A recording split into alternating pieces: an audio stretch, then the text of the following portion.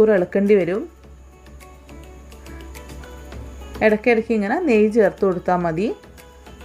എനിക്ക് ആ 100 ഗ്രാം നെയ്യും ഇതിനായിട്ട് ആവശ്യമായിട്ട് വന്നിട്ടുണ്ട്.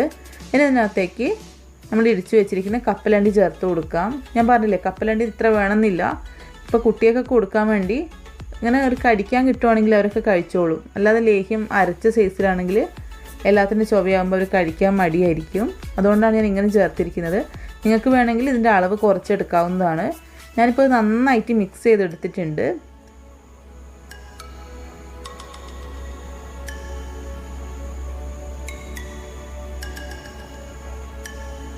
ഇതിനകത്തേക്ക് അണ്ടിപ്പരിപ്പും ബദാമും ചതച്ചത് ചേർത്ത് കൊടുക്കാം. എന്നിട്ട് നന്നായിട്ട് ഇളക്കി കൊടുക്കാം.